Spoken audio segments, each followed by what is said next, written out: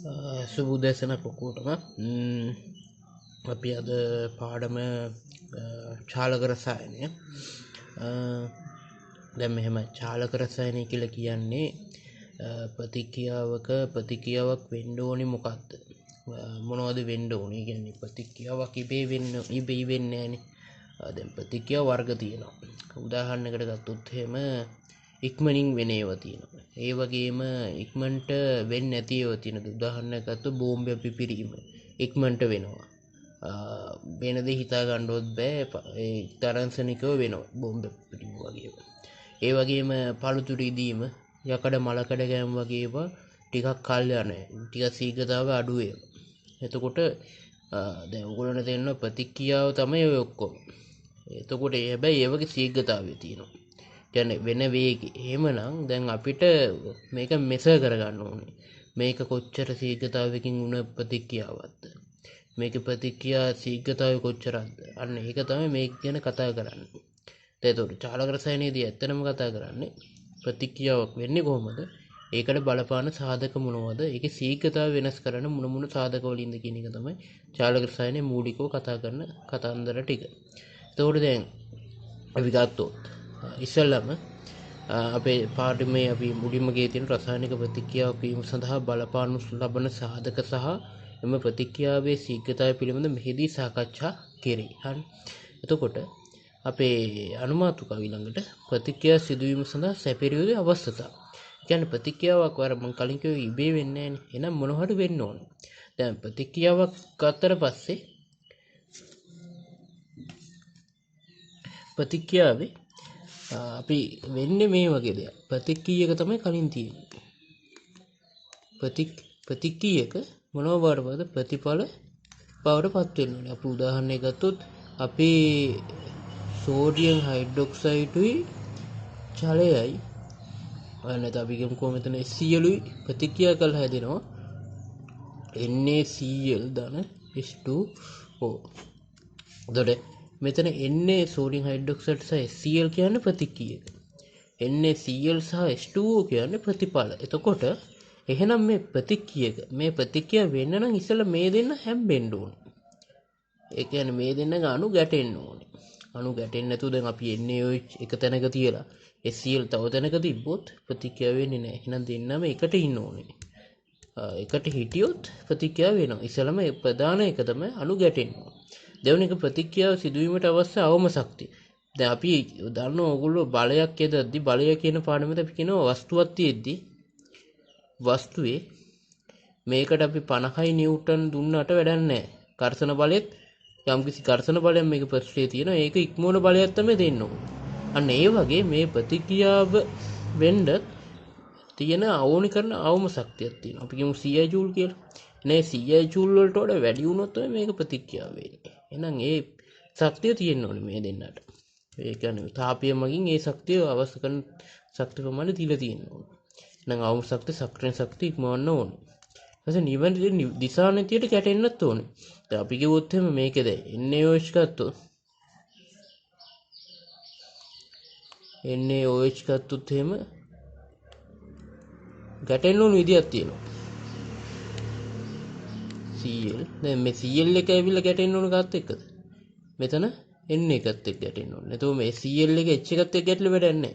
O එකත් එක්ක ගැටලා වැඩක් නැහැ. මේකත් එක්ක ගැටෙන්න ඕනේ Cl එක. අන්න එහෙම වුණොත් එහෙම ගැටෙනේම විතරයි ප්‍රතික්‍රියාව වෙන්නේ. එහෙනම් හරියට ගැටෙන්නත් ඕනේ. එතකොට තුනයි අණු ගැටෙන්න ඕනේ. අවම දිශානතිය අවම ශක්තිය ඉක්මවන්න ඕනේ. සක්‍රිය ශක්තිය ඊට පස්සේ නිවැරදි දිශානතියට අණු ගැටෙන්නත් ඕනේ. යන්න ඔහොමයි ප්‍රතික්‍රියාවක් වෙන්නේ. අපි ඊට පස්සේ ගත්තොත් ප්‍රතික්‍රියාවක් ශීඝ්‍රතාවයට බලපාන සාධක. පළවෙනි එක තමයි ප්‍රතික්‍රියාවල භෞතික ස්වභාවය. ඒ කියන්නේ අපි ප්‍රතික්‍රියාවට ගන්න කුඩුද කැටද. දැන් කුඩු ගත්තොත් එහෙනම් එයාලගේ පුෂ්ඨ වර්ගඵලය වැඩි වෙනවානේ. චුටි ගන්න පුෂ්ඨිය වර්ගඵලය වැඩි වෙනවානේ. එතකොට ඝනයක් ගත්තොත් එතන පුෂ්ඨිය වර්ගඵලය අඩු. එහෙනම් අතන සුළු කියන්නේ කුඩු විදියට තියෙද්දි පුෂ්ඨි වර්ගඵලය වැඩි හින්දා එයා ගැටෙන ගාන වැඩි වෙනවා. එතකොට ඒ ගැටෙන ගාන වැඩි හින්දා එතන ප්‍රතික්‍රියාව වෙනවා වැඩි. අතනදී කැටයක් වගේ දැම්මොත් එහෙම එතනදී වෙන ගැටෙන පුෂ්ඨි වර්ගඵලය අඩු වෙනවා. එතකොට එතන ගැටෙන පුෂ්ඨි වර්ගඵලය අඩු වෙන හින්දා ප්‍රතික්‍රියාව වෙනවා අඩුයි. ඒකට පළවෙනි එක තමයි ප්‍රතික්‍රියාවල භෞතික ස්වභාවය බලපාන. කොහොමද දාන්නේ කියලා. දෙවෙනි එක ප්‍රතික්‍රියාවල සාන්ද්‍රණය. කොච්චරක් දානවද කියලා. ඒකට ප්‍රතික්‍රියාව සාන්ද්‍රණය අපි මෙතන සාන්ද්‍රණය වැඩි නම් අනුගාන වැඩි. ඒකට අනුගාන වැඩි නම් මොකද වෙන්නේ? දැන් අපි කියමු කාමරයක 10ක් ඉද්දි ගැටෙන අපි එකිනෙක එකපාරට දුවන්න ගත්තොත් එහෙම හැප්පෙන ගානට වඩා 100ක් දාලා හැප්පෙන්නේ එහෙම දුවන්න කිව්වොත් හැප්පෙන ගාන වැඩිද නැද්ද? වැඩි වෙනවා. අන්න ඒ වගේ තමයි. ප්‍රතික්‍රියා සාන්ද්‍රණය වැඩි වෙන්න ගැටෙන ගැටුම් ගාන වැඩි වෙනවා. ඒ අනුව ප්‍රතික්‍රියා ශීඝ්‍රතාවය වැඩි වෙනවා. උෂ්ණත්වය ගත්තොත් එතකොට උෂ්ණත්වය ගත්තොත් වෙන්නේ මෙහෙම. උෂ්ණත්වය වැඩි වෙන්න ප්‍රතික්‍රියක අණු වල චාලක ශක්තිය වැඩි වෙනවා. චාලක ශක්තිය වැඩි වෙනවා කියන්නේ එයා ඉක්මනට හැප්පෙන්න ගන්නවා. වේගය වැඩි වෙනවා. ඒතකොට අපි දන්නවනේ දැන් වේගින් හැප්පෙන්න ගන්නවා කියන්නේ එයත් අර වගේ වැඩක් නෙවෙන්නේ. තව ගොඩාක් ගැටුම් ගානක් වෙනවා. දැන් අපි අර කියපු ගාන පස් දෙනා දානවා එක කාමරයකට. අපි කියන හිමින් ඇවිදගෙන යන්න කියලා. මුලින්ම එතකොට ඇවිදගෙන යද්දි ගැටෙන ගැටුම් ගාන අඩුයි. දුවන්න ගත්තොත් අර ගානට වඩා වැඩි වෙනවනේ. අන්න ඒ වගේ තමයි. උෂ්ණත්වය වැඩි කරන්න ගැටෙන ගැටුම් ගාන වැඩි වෙනවා. එතකොට ඒ ශීඝ්‍රතාවය වැඩි වෙනවා. ඊට පස්සේ උත්ප්‍රේරක. උත්ප්‍රේරක වලින් කරන්නේ මේක යාගේ සක්‍රීය ශක්තිය අඩු කරනවා. සක්‍රීය ශක්තිය අඩු කරන්න මොකද වෙන්නේ? මෙයාගේ ප්‍රතික්‍රියා ශීඝ්‍රතාවය වැඩි වෙනවා. අපි ඒක පොඩ්ඩක් පස්සේ බලමු. එතකොට උත්ප්‍රේරක වර්ග ಜಾති දෙකයි. එකක් එකම ಜಾතිය තිබු සමජාති උත්ප්‍රේරක කියලා කියනවා. කියන්නේ ප්‍රතික්‍රියක තියෙන ඝනවල නම් උත්ප්‍රේරකෙත් තියෙන ඝනවල නම් එතකොට ඒක සමජාති උත්ප්‍රේරක. තව විෂම ಜಾති උත්ප්‍රේරක කියන මේ දෙක දව නම් අපි මේ දෙක දව වෙලා අපි ඝනයක් දානවා මේ දෙකට. ආයෙනම් මේ දෙක තියෙන දව අරක තියෙන ඝන. එතකොට කියනවා විෂම ಜಾති උත්ප්‍රේරක කියලා. නොමේ කොහමද උත්ප්‍රේරක වලින් කරන්නේ සක්‍රීය ශක්තිය අඩු කරලා වැඩි කරන එක. ආලෝක පීඩනය වෙන්නේ බාහිර සාධක සමහර ඒවාට වැඩි බලපානවා. හැබැයි හැම එකටම නෙමෙයි. දැන් මේ තියෙන උෂ්ණත්වයත් එක්ක බලපෑම මේ තියෙනවා මේකට කියන බෝල්ට්ස්මාන් වක්‍රයක් කියලා. එතකොට දැන් මේ තියෙන උෂ්ණත්වයේ T1 කියද්දි T2 කියද්දි ඒක ටික පල්ලහැට වෙලා අනුභාගය අඩු වෙලා ගිහිල්ලා නේ. ලස්සනට එතකොට මේක T3 කියන මේ විදිහට. ඔන්න ඔහොම තමයි වක්‍ර මතක තියාගන්න. එතකොට T1 අඩු උෂ්ණත්වයකදී T2 වැඩි උෂ්ණත්වයේ මේ උෂ්ණත්වය වැඩි කරන්න මේක මෙහෙම එනවා. හැබැයි සක්‍රීය ශක්තිය තමයි මෙතන තියෙන්නේ. සක්‍රීය ශක්තිය එකමයි. දැන් ඒ කියන්නේ මෙතනින් එහා ටික තමයි මේ ප්‍රතික්‍රියාව වෙන්නේ. මෙන්න මේක තමයි මේ හරිය නෙමෙයි. මෙතනින් එහා ටික තමයි ප්‍රතික්‍රියාව වෙන්නේ. ඒතර බලන්න T1 කියන උෂ්ණත්වයේදී ප්‍රතික්‍රියාව වෙන ගාන මෙච්චරයි මේ. මෙයාගේ මේ ටිකනේ. T2 වෙද්දි මෙන්න මෙච්චරක් වෙලා. එතකොට වර්ගඵලය වැඩි වෙලා. එන අනුගාන වැඩි වෙලා. T3 කියද්දි මෙන්න මෙහෙම වෙලා. ගොඩාක් වෙලා. එතකොට ඔයගොල්ලන්ට තේරෙනවා එහෙනම් උෂ්ණත්වය වැඩි කරන්න අණු ගැටෙන ගාන වැඩි. ඒ කියන්නේ අර ගැටෙන ගැටුම් ගාන වැඩි වෙනවා කියලා නේ. සක්‍රීය ශක්තිය ඉක්මවන ගාන මේ අණු. එතකොට ඔයගොල්ලන්ට තේරෙනවා උෂ්ණත්වය බලපානවා ශීඝ්‍රතාවය. ඒතකොට සාමාන්‍ය මතක තියන්න සෙල්සියස් අංශක 10කින් වැඩි කළොත් මේක ශීඝ්‍රතාවය 10 ගුණයකින් වගේ වෙනස් වෙනවා. ඒක හොඳට මතක තියාගන්න. ඊට පස්සේ මේ තියෙන්නේ මේකේ අපි උත්ප්‍රේරකයක් දැම්මොත් මොකද වෙන්නේ කියලා. දැන් අපි කියමුකෝ උත්ප්‍රේරකයක් දැම්මම මෙහෙමයි වෙන්නේ. දැන් මෙතන අපි දන්නවා මේ තියෙන්නේ ප්‍රතික්‍රියක වලට වඩා ප්‍රතිඵලවල ශක්තිය වැඩි නම් මේක මොකද්ද? මොන ප්‍රතික්‍රියාවද? ප්‍රතිඵලවල ප්‍රතික්‍රියක වලට ශක්තියක් තියෙන්නේ තාප අවශෝෂක ප්‍රතික්‍රියාවකට අදලුත මේ ඇඳලා තියෙන්නේ. ඒතකොට මේක ප්‍රතික්‍රියක වලින් ප්‍රතිඵලට එනවා මේ. මෙහෙම ගිහිල්ලා මෙයා ගිනම් මෙතනට ගිහිල්ලා. මෙන්න මෙතන තියෙන්නේ මේ මට්ටම තමයි අතරමැද සංක්‍රාමී කියන්නේ මෙතන ඉඳන් තමයි මාරු වෙන්නේ. මෙතන අතරමැදි ඵලයක් හැදෙනවා. මොනවා හරි වෙන જાති කියන්නේ මේ දෙන්නටම අදාළ නැති එකක් හැදෙනවා මෙතනදී. එතකොට මේ මෙතන ඉඳන් මෙතන තියෙන ශක්තියට අපි කියනවා සක්‍රීය ශක්තිය කියලා. ඉදිරි ප්‍රතික්‍රියා සක්‍රීය ශක්තිය. එතකොට මෙතන ඉඳන් මෙතනට තියෙන එකට කියනවා පසු ප්‍රතික්‍රියාවේ සක්‍රීය ශක්තිය. දැන් ඔය තියෙන්නේ ඔහොම තියෙන ප්‍රතික්‍රියාවට අපි උත්ප්‍රේරකයක් දැම්මොත් මෙයා අන්න සක්‍රීය ශක්තිය මේ මෙතනට එනකන් ශක්තිය ඕනි වෙච්ච එක මෙන්න මෙතනට එනකන් අඩු වෙනවා. තේරුණාද? එතකොට සක්‍රීය ශක්තිය අඩු කරලා එහෙනම් මේ පළමු මේතකොට දැන් මෙතන ඊයේ කියන්නේ මෙතන ඉඳන් මෙතනට තිබ්බේ. එහෙනම් මෙතන දැන් ඊයේ කියන්නේ අලුත් එක මොකද්ද? මෙතන ඉඳන් මෙතනට තියෙන එක. දැන් අඩුයි නේද? උස. එන ශක්තිය අඩු වෙලා. ඕනි ශක්තිය අඩු වෙලා. අරකට අඩු වෙලා නේද? මෙතන ඉඳන් මෙතනටම ඕනි වුණා. දැන් ඕනි. මෙතන ඉඳන් මෙතනට. අන්න ඒකත් අඩු වෙලා. බසුපති කියාවත් අවුලක් නැතු වෙලා. ඒකත් වෙනවා ඉක්මනට. එතකොට එන සක්‍රණ ශක්තිය අඩු කළාම හැබැයි මෙතන දැන් අපි එන්තැල්පි කියන්නේ මේ දෙක අතර ગેප් එක. ඒක වෙනස් වෙලා. දැන් මේක පළවෙනි උත්ප්‍රේරකේ නොදා තියෙද්දිත් මේකමයි. ප්‍රතික්‍රියාව කියන්නේ උත්ප්‍රේරකේ දාලා තියෙද්දිත් ඒකම. එහෙනම් එන්තැල්පි වෙනස් කරන්නේ නැහැ. ඔක මතක තියාගන්න. එතකොට මේක සක්‍රණ ශක්තිය අඩු නව ප්‍රතික්‍රියාන්තනකින් ප්‍රතික්‍රියාව සිදු කරයි. හන්නේ සක්‍රණ ශක්තිය අඩු වෙනවා. එන්තැල්පි වෙනසක් සිදු නොකරයි. මේක තමයි එන්තැල්පි වෙනස. මේක වෙනස් වෙලා නැහැ කියලා කිව්වනේ. එහෙනම් ඒක වෙනස් වෙලා නැහැ. හන්නේ ඒක තේරෙන්නේ නැති.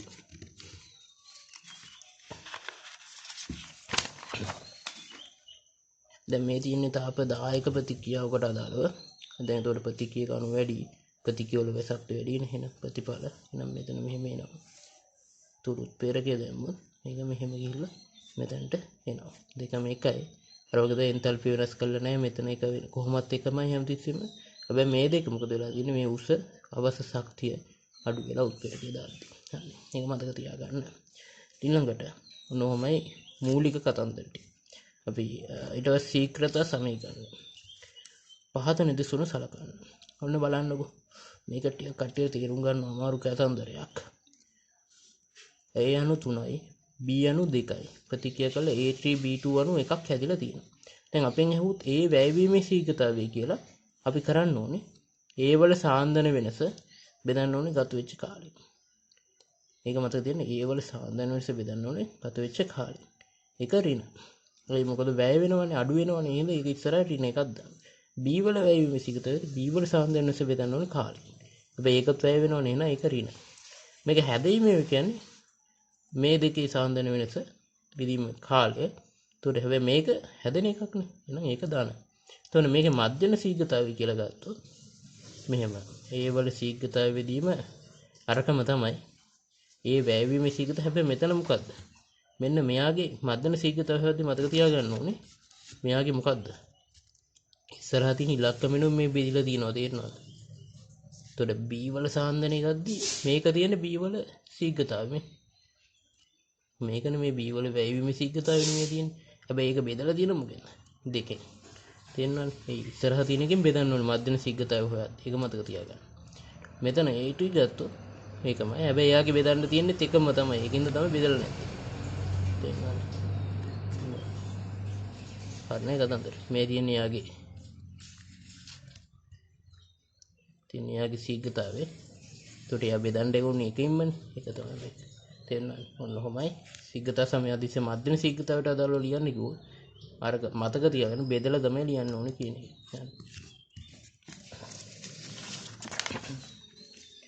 අපි ගානකට ගියොත්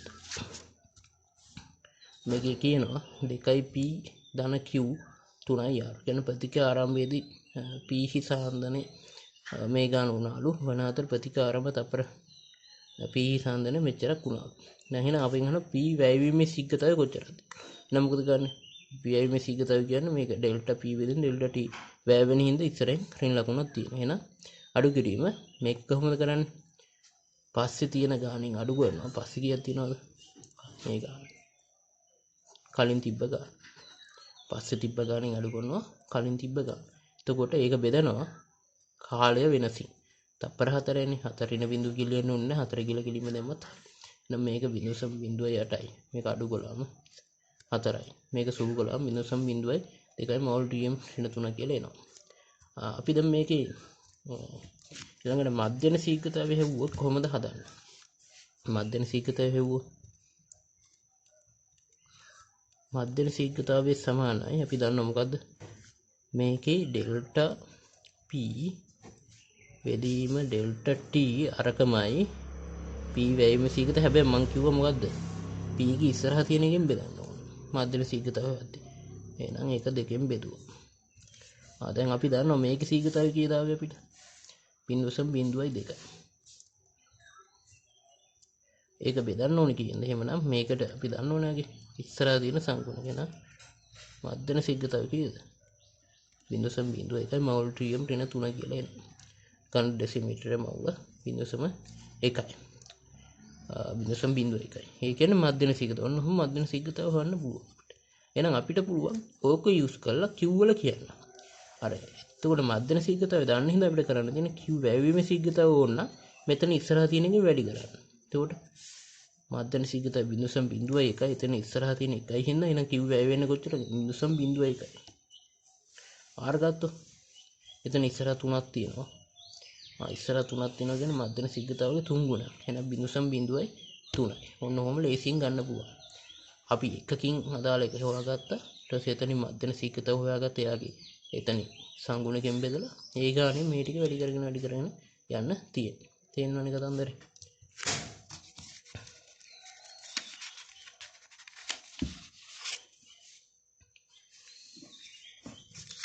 තව ගානක් ගාරගෙන මෙතන කියන 2p 3q හොන් හොම එක ප්‍රතික්‍රියා ආරම්භයේ r හිසවත් වෙන බිඳුව කියන්නේ හැදෙන එකක් නේ මුලින් බිඳුවයි. නතර ප්‍රතික්‍රියා ආරම්භ තප්පර 5ක් ගිය පසු ඉතින් සමන්දන 0.08යි විය.